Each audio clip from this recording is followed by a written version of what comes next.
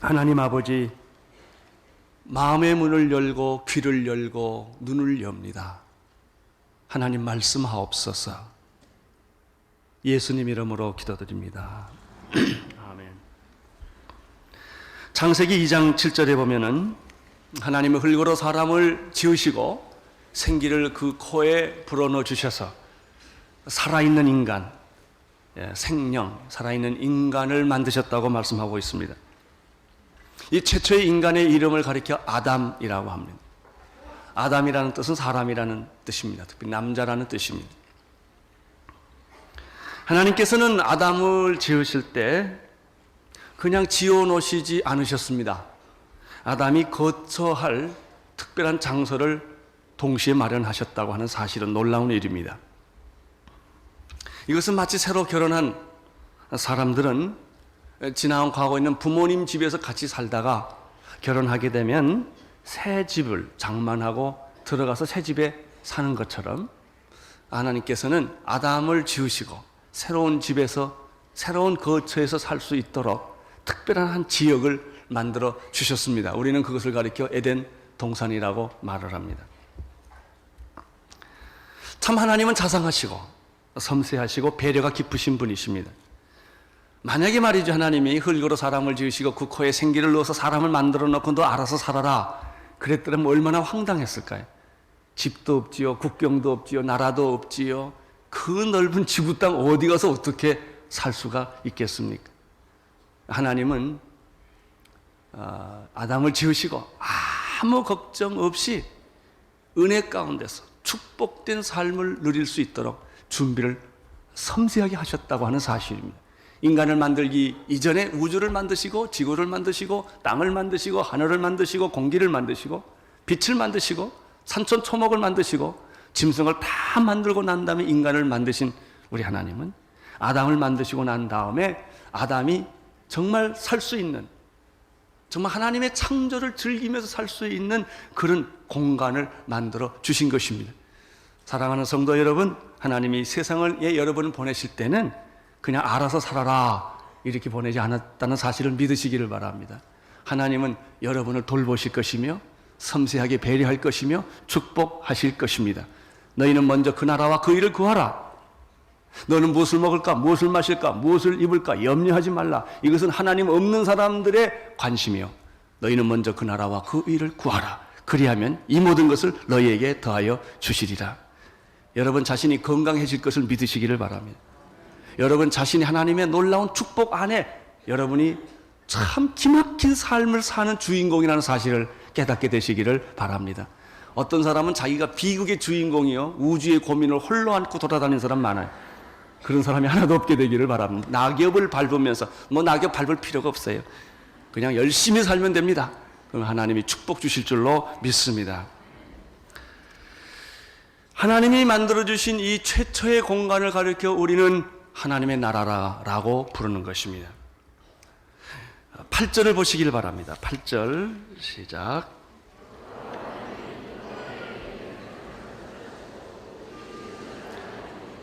여호와 하나님이 동방에 에덴을 창설하시고 에덴의 동산을 창설하시고 그 지으신 사람을 거기 두셨다라고 말씀하고 있죠.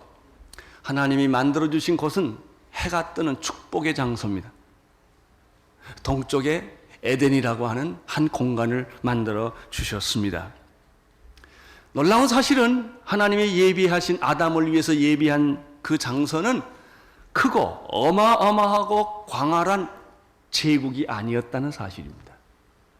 그것은 아담하고 아름답고 그리고 정말 귀여운, 내가 살기에 적당한 그런 동산이었습니다.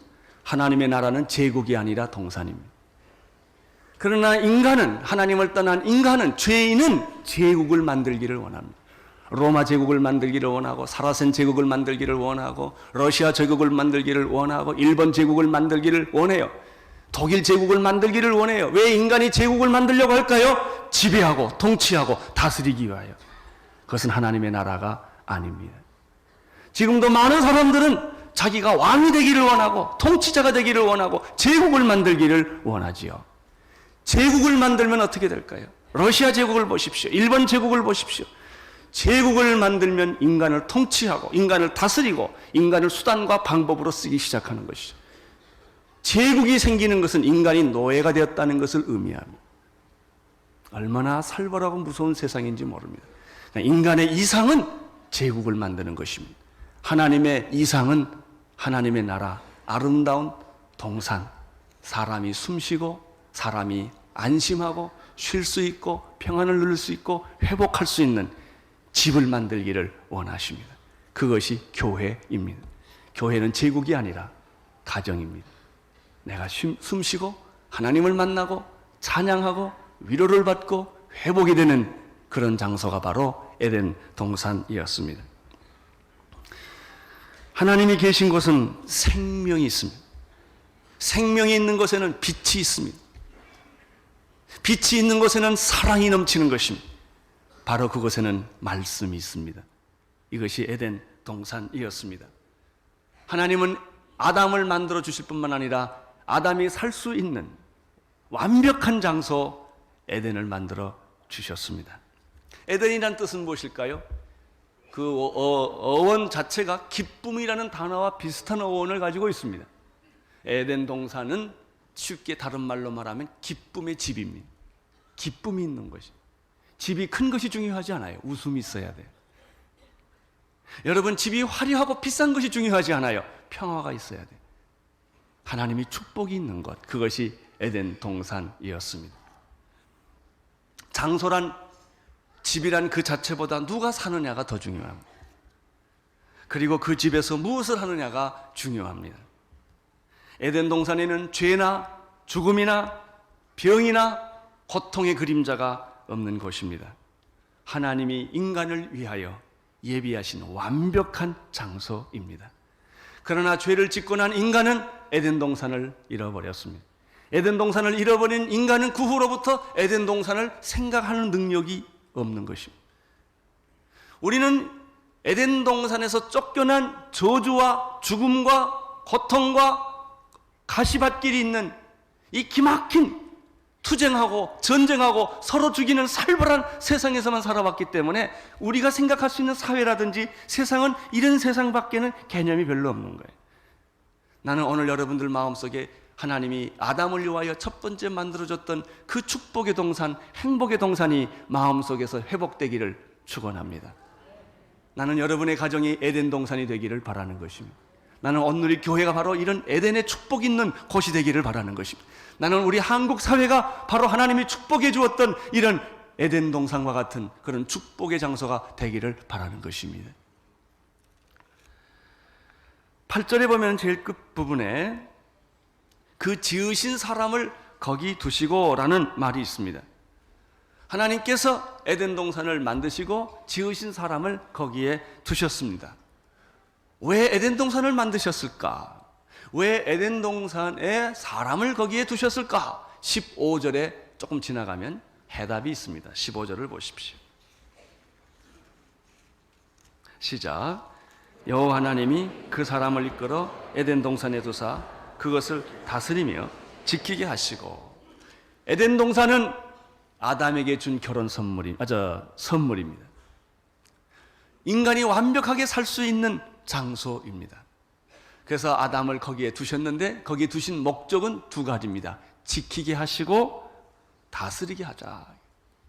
이것은 어떤 의미가 있습니까? 관리인이라는 의미가 있습니다. 청직이라는 의미가 있습니다. 어떤 사람들에게 물건을 주면 깨끗이 닦고 기름을 치고 깔끔하게 관리하는 분이 있어요. 10년을 관리해도 똑같이 관리하는 분이 있어요. 어떤 사람에게 물건을 주면 한 달에 다 망가뜨려 버리는 사람이 있어요. 하나님은 지구를 우리에게 주셨습니다. 에덴 동산을 주셨습니다. 그것은 당신을 위한 축복의 선물입니다. 이것보다 더 행복하고 더 기쁨이 넘치는 장소는 없는 것입니다. 하나님은 그 장소를 주시면서 다스리고 지켜라, 관리해라. 바로 이것이 하나님께서 인간에게 주신 자연과의 원리입니다. 인간과 자연과의 원리가 여기에 있습니다. 하나님의 나라가 이 땅에 이루어지는 모델이 바로 에덴 동산에서 찾아볼 수가 있는 것입니다. 나는 오늘 여러분들 마음속에 에덴 동산의 축복이 흘러넘치기를 바라고 에덴 동산의 상상력이 이 하나님이 만들어주신 바로 그 놀라운 장소가 여러분의 마음속에 꿈처럼 그림처럼 그려지기를 바랍니다. 하나님 나라는 하나님이 계신 것이, 에덴 동산은 하나님과 인간이 공존하는 것입니다. 이 장소는 아주 특별한 장소예요.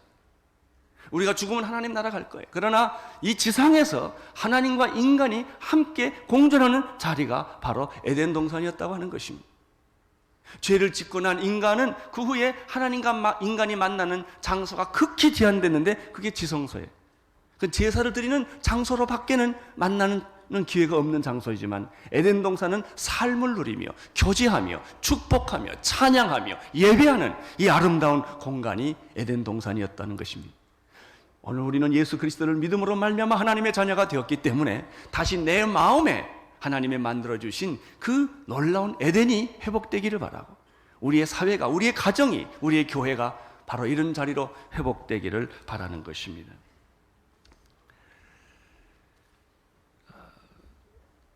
이 에덴 동산에서 살아야 할 인간은 죄를 지음으로 말미암아 거기서 쫓겨나게 됩니다. 여러분, 에덴 동산에서 쫓겨난 인간은 어디서 살아야 합니까?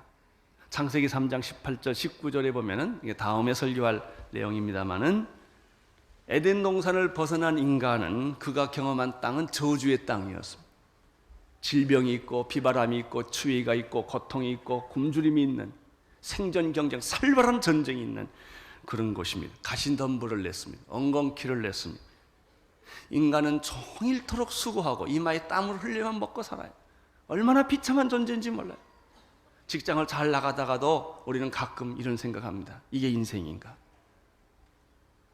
참 기막힌 생존 경쟁 속에서 아기다툼하면서 남을 죽이지 않으면 내가 살 수 없는 이런 기막힌 생존 경쟁 속에서 우리가 매일매일 사는 것입니다. 바로 이것이 저주받은, 심판받은 땅의 현실이라고 하는 사실입니다. 그러나 여러분이 살아야 할 땅은 그곳이 아니라 축복의 땅입니다. 에덴 동산은 어떤 땅입니까? 여러분이 수고하고 노력해서 얻어지는 땅이 아니라 은혜로 사는 땅입니다. 축복으로 사는 땅입니다. 거기에는 찬양이 있고, 거기에는 기쁨이 있고, 거기에는 감사가 있고, 거기에는 안식이 있는 그런 땅이 바로 에덴 땅입니다.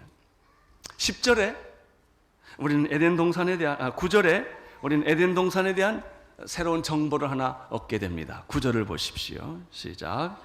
여호와 하나님이 그 땅에서 보기에 아름답고 먹기에 좋은 나무가 나게 하시니 동산 가운데 생명나무와 선악을 알게 하는 나무도 있더라. 에덴 동산에는 먹을 것이 풍부한 곳이었다, 이렇게 설명합니다. 보기에 아름답고 미적 감각이 있고요, 완벽하지요, 미숙함이 없지요, 불균형이 없지요, 부족함이 없지요, 충만한 거예요. 충만 그 자체. 더 이상 무엇이 원함이 없는, 더 이상의 요구가 없는 그런 장소였다는 것입니다. 보기에 아름답고 먹기에 좋은 나무가, 과실이 풍성하게 열리는 곳이 바로 에덴 동산이었다. 그러나 우리가 살고 있는 세상은 그렇지 않습니다. 두 번째 에덴 동산은 어떤 땅인가? 10절에 두 번째 정보가 나타납니다. 10절을 보십시오. 시작. 강이 에덴에서 발하여 동산을 적시고 거기서부터 갈라져 내 근원이 되었으니, 에덴 동산은 샘의 근원이었다. 물이 많은 곳이었다. 여러분, 물이 많은 것은, 물은 축복과 생명의 상징입니다. 에덴 동산은 기름이 많았다, 이렇게 되어 있잖아요. 기름이 많은 데는 사막입니다. 기름이 있는 데는 전쟁이 있습니다. 물이 있는 곳은 축복이 있습니다. 물이 중요합니다. 여러분, 화려한 대도시가 중요하지 않습니다. 빌딩 숲이 있고 기막힌 제국이 있고 군대가 있고 전차가 있고 무기가 있는 것은 불행한 곳입니다. 조그만 곳이지만 사랑이 있고 나무가 있고 쉼이 있고 동산이 있는, 이것이 하나님이 우리에게 예비하신 그런 축복의 동산인 것입니다. 제가 우리 교회를 질 때 남모른 제 나름대로 고심이 있어서 이 건물 저 건물 합하면 이게 적은 건물이 아닙니다. 이게 한 3,000평, 저게 한 4,000평 되는데, 제가 건물을 지을 때 처음부터 신경을 쓴 것은 크지만 어떻게 작게 보일 것인가? 대리석을 돌로 지었다면 굉장히 우람해질 거예요. 그래서 벽돌로 짓고 가능한 나무 소재로 친근감 있게, 이게 교회거든요. 사람을 억압하고 제압하고 그렇게 멋있게 보이는 그런 게 교회가 아니거든. 교회는 가정적이고 소박하고 개인적이고 하나님 만나고 쉬고 편안하고 안심하는 그런 곳입니다. 나는 우리 온누리 교회를 여러분이 다 그런 교회로 만들어 주시기를 바라는 것입니다. 바로 그것이 교회예요. 교회는 무슨 제도나 방법이 있는 데가 아닙니다.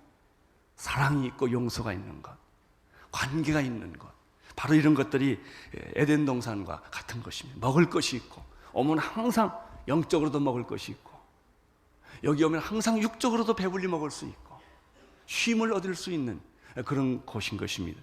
보기가 좋고 그리고 먹을 것이 많은 그런 것이었다. 10절에 보니까 아까 말씀드린 대로 물이 풍부했다. 동산 전체에서 물이 흐르고 있었다. 거기서 흘러나오는 물이 4개의 역사의 강을 만드는 강이 되었다. 9절과 10절을 보면 저는 시편 23편에 나오는 푸른 초장과 쉴만한 물가라는 말이 생각이 납니다. 여호와는 나의 목자시니 내게 부족함이 없으리로다. 그가 나를 푸른 초장에 누이시고 쉴만한 물가로 인도하시는도다. 4개의 강을 하나씩 살펴보겠습니다. 첫 번째는 비손강이 있습니다. 11절 같이 읽겠습니다. 첫째 이름은 비손이라. 금이 있는 하윌라 온 땅에 들렸으며. 에덴이라는 그 지명 위에 처음으로 나오는 지명이 하윌라라고 하는 지명입니다. 이 지명에는 금이 많았고 보석들이 무진장 있었다는 것입니다. 12절 시작. 그 땅에는 금은 정금이요 그것에는 베들리헴과 호마나도 있었더라. 모세가 지은 하나님의 성전은 그 내면이 다 순금, 정금으로 만들어졌습니다. 제사장이 입는 에봇이라는 옷은 앞에 12개의 보석을 달리는 옷이었습니다. 계시록에 보면은 천국의 문은 12보석이 있는 문이라고 표현을 하고 있습니다. 여기에 이 하윌라라고 하는 땅은 정금이 많았던 것이고 각종 보석들이 있었던 곳에 이 비손강이 흐르고 있었다. 두 번째 강 이름은 기혼입니다. 13절을 보십시오. 시작. 둘째 강의 이름은 기혼이라. 구스 온 땅에 들렸고, 이 구스는 애굽 지역의 한 지명을 우리가 라는 것을 알게 되는데, 그러나 자세한 설명이 여기 별로 없습니다. 그래서 저도 설명을 끝일까 합니다. 셋째 강 이름은 hit대겔입니다. 14절. 셋째 강 이름은 hit대겔이라. 아수르 동편쪽, 우리는 아수르 지명을 압니다. 지금의 티그리스 강을 의미합니다. 이제 네 번째 강 유프라테스 강입니다. 14절. 끝에 부분 보시면 넷째 강은 유브라데스더라. 우리는 에덴 동산을 중심으로 비손강, 기혼강, 티그리스 강, 유프라테스 강이 흐르면서 역사가 전개되는 것을 볼 수가 있습니다. 이 모든 우리 인류가 가지고 있는 사회, 국가, 모든 역사는 바로 에덴 동산에서부터 시작된 강의 물줄기였다 하는 것을 오늘 우리는 이 본문에서 알게 되는 것이죠. 여러분, 이 몇 절을 통해서 우리가 배우는 것은 무엇이겠습니까? 에덴의 회복입니다. 오늘 인간이 가야 할 구원의 길은 에덴의 행복입니다. 에덴의 회복입니다. 우리는 에덴을 잃어버리고 삽니다.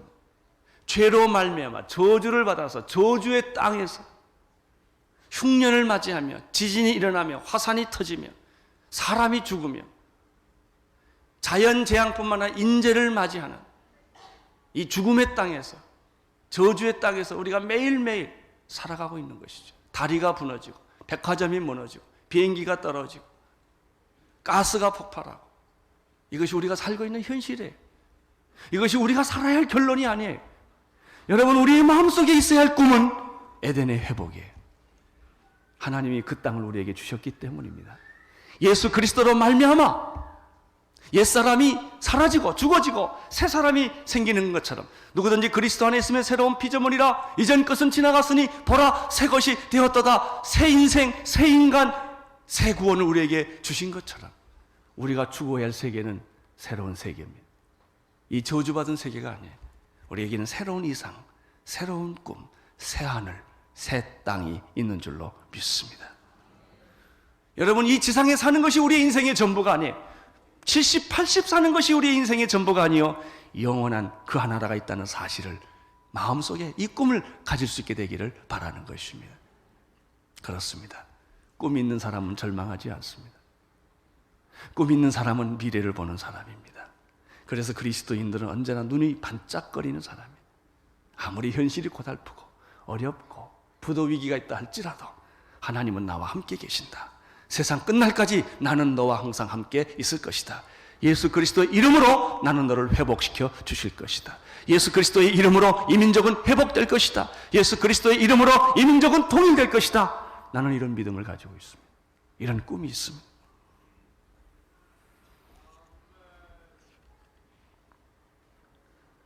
그런데 오늘 이 4개의 강이 에덴 동산에서 흐르고 있다는 사실을 우리에게 소개해 주면서 우리가 아주 중요하게 발견해야 될 놀라운 사실이 에덴 동산에 있다는 것입니다. 그것은 나무입니다. 두 나무 이야기입니다. 이 두 나무는 생명나무와 선악을 알게 하는 나무인데, 이것은 여러분과 나에게 있어서 굉장히 중요한 관계가 있는 나무입니다. 아담과 이브에게만 관계 있었던 것이 아니라 지금 여러분과 나에게 믿음의 생활에 있어서 결정적인 역할을 하는 중요한 나무가 바로 이 두 나무라고 하는 사실입니다. 이 두 나무에 대한 얘기를 9절에서부터 다시 보도록 하겠습니다. 9절을 보십시오. 시작. 여호와 하나님이 그 땅에서 보기에 아름답고 먹기에 좋은 나무가 나게 하시니 동산 가운데는 생명나무와 선악을 알게 하는 나무가 있더라. 하나님 에덴 동산을 인간을 위하여 만들어 주셨는데, 인간을 위해서 주신 것은 하나님이 나무를 주셨다는 것입니다. 나무는 인간과 함께 있는 거예요. 나무가 없는 것을 가리켜 사막이라고 말합니다. 세멘트만 있으면 안 됩니다. 모래만 있어도 안 됩니다. 인간이 살고 있는 데는 하나님이 나무를 주신 것입니다. 각종 나무와 실과를 주셨는데, 그 중에서도 인간에게 결정적인 역할을 하는 두 나무가 생명나무와 선악을 알게 하는 나무, 다시 말하면 우리는 선악과라는 보통 말을 쓰는 것입니다. 생명나무란 무엇입니까? 이 중요한 생명나무란 무엇입니까? 말 그 자체로 생명을 주는 나무입니다. 이 나무에 대해서 계시록 22장 1절 3절에 나무에 대한 묘사를 이렇게 하고 있습니다. 또 저가 수정같이 맑은 생명수의 강을 보이니 하나님과 및 어린 양의 보좌로부터 나서 길 가운데로 흐르더라. 강 좌우에 생명나무가 있어 12가지 실과를 맺히되 달마다 그 실과를 맺히고 그 나무 잎사귀들은 만국을 소송하기 위하여 있더라. 이렇게 되어 있습니다.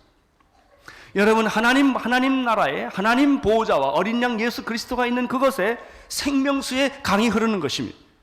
예수님을 믿으면 이 생명수를 먹게 되는 것입니다.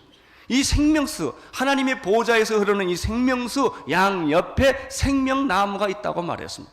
이 생명나무에는 12가지 과실이 있는데 달마다 매달 새롭게 열리며, 그 잎사귀는 치유하는, 치료하는, 회복하는 역할을 하는 잎사귀가 있다고 말씀을 하셨습니다. 이 생명나무는 에덴 동산에 있었던 것인데 아담에게 주었던 축복의 선물이었는데, 죄를 지음으로 말미암아 생명나무는 감추어 지고 아담은 에덴 동산에서 쫓겨나게 됩니다.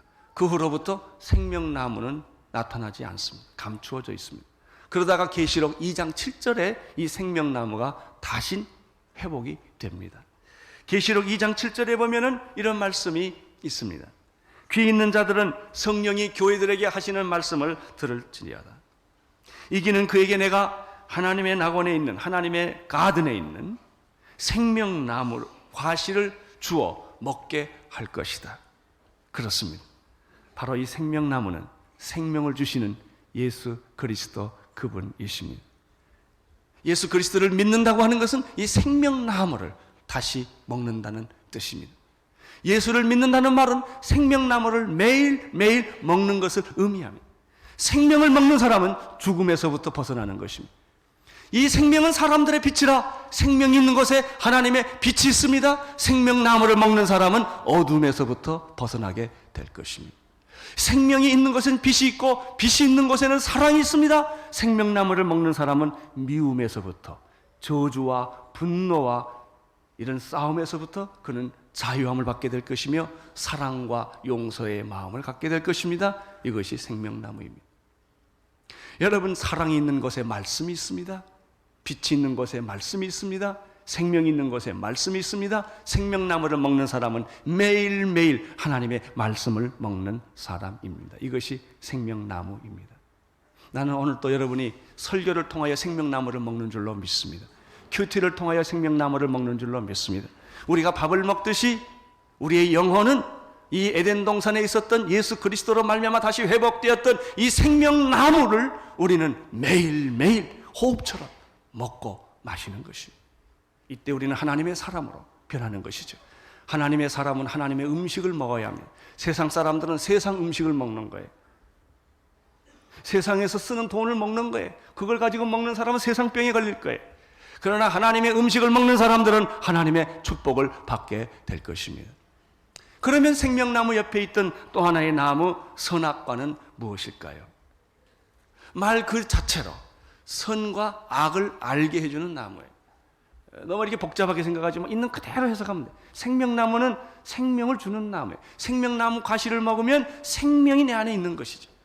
그럼 선악과라는 것은 무엇일까? 왜 하나님이 아담에게 선악과는 절대 먹지 말라고 했을까? 무엇이 문제이길래 이 선악과를 먹지 말라고 했을까? 간단합니다. 선악과는 그걸 먹으면 선과 악을 구분하는 능력이 생겨요. 좋은 거 아니에요? 아니에요. 무서운 거예요, 그게. 여러분, 이 지구상의 문제는 다 선악과를 먹기 때문에 생기는 거예요. 아담과 이브만 선악과 먹었다고 착각하지 마세요. 아담과 이브 이후로 모든 인간은 매일매일 학교 교육이 선악과 교육이에요. 세상 교육이 선악과 교육이에요. 비즈니스가 선악과예요. 모든 세상의 도덕 윤리가 다 선악과예요. 이것은 선이고 이것은 악이다 라고 구분하는 것이고, wrong and right, 이것은 옳고 저것은 틀리다. 여러분, 그게 왜 나쁠까요? 그게 엄청나게 무서운 결과를 가져오는 거예요. 이 선악과를. 우리는 선악과를 한꺼번에 먹지 않아요. 조금씩 조금씩 매일매일 어릴 때부터, 말을 배울 때부터 선악과를 먹어요. 이렇게 하면 안 되고 저렇게 하면 된다. 맨날 이것만 배워요. 여러분, 죄의 문제는 죄를 몰라서 죄 짓는 거 아니에요. 죄를 이길 힘이 없기 때문에. 잘못을 지적해 준들 어떻게 하겠어요? 고칠 능력이 없는. 그게 인간이에요. 여러분, 안중근 의사는 우리에게는 어떤 사람입니까? 애국자 아니에요. 기분 좋은 사람 아닙니까? 이등박문희는 굉장히 기분 나쁜 사람이죠. 일본 사람에게는 어떨까요? 이등박문은 영웅이에요. 안중근은 그 영웅을 죽인 사람이에요. 누가 알아요? 서로 옳다고 말하겠죠. 서로 옳다고 말하면 뭐 할까요? 싸우죠. 심하면 전쟁하죠. 이스라엘이 옳아요? 피에로가 옳아요? 이스라엘은 이스라엘이 옳고 피에로는 피에로가 옳을 거예요. wrong and right, wrong and right. 해답이 없습니다. 전쟁합니다. 북한이 옳습니까? 남한이 옳습니까? 우리는 남한이 옳죠. 우리는 북침했다고 그러고 그들은 남침했다고 그러니까 누가 옳아요? 싸우는 거죠. 여러분, 부부 사이에서도 선악과 먹으면 맨날 싸우고 이혼합니다. 당신은 이것이 옳고 당신이 이것이 틀리고 맨날 싸우거든요. 이게 선악과입니다. 우리는 어렸을 때부터 선악과를 먹고 살아왔어요. 해답이 없습니다. 이게 선악과입니다. 이게 마귀는 참 교활합니다. 다른 거 안 먹입니다. 선악과만 먹여요. 그러면 막 싸우니까 나라가 깨지고 이혼하고 상처받고 온통 이 세상이 지옥을 만드는 것은 선악과 하나 때문에. 그래서 하나님이 선악과는 손대지 마라. 그거 먹으면 너 죽는다. 이게. 여러분, 선과 악은 인간이 알 필요가 없어요. 선은 알아도 괜찮아요. 인간은 악을 알 필요가 없는 존재였어요. 죄가 없었기 때문에. 그러나 선악과를 먹는다고 하는 것은 사탄을 만지는 것을 의미했어요. 악을 만지는 걸 의미했어요. 악을 만지면 악의 독이 내게 들어왔던 거예요. 그것이 나를 죽이고 파멸시켜버리고 만 것입니다. 이것이 선악과예요. 근데 이상한 건요, 예수 믿는 사람도 계속 선악과 먹는 사람들 많아요. 교회에서 맨날 따지는 거예요. 이건 옳고 이건 틀리고. 이거 다 선악과 먹은 사람들. 생명나무 먹은 사람은 다 사랑하고 다 용서하고 이러는 거예요.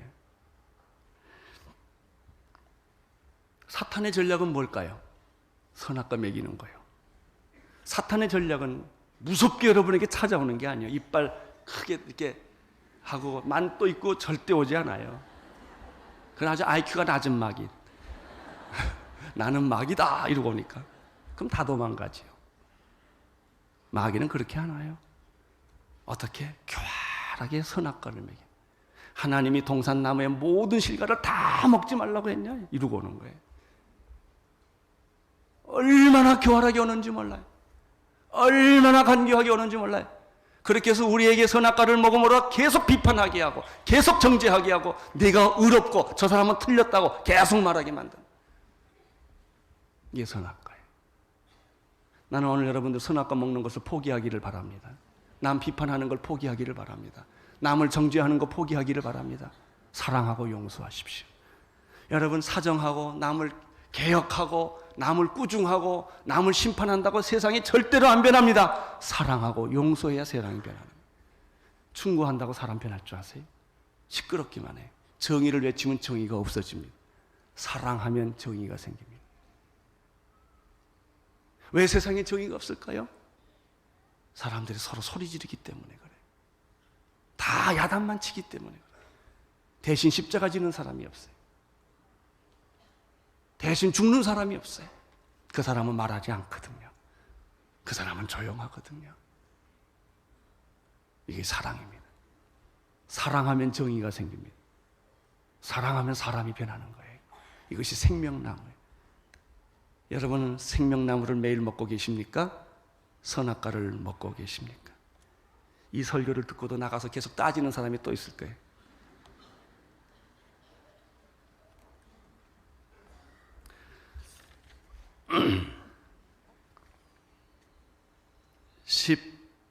16절, 17절을 읽으시겠습니다. 시작.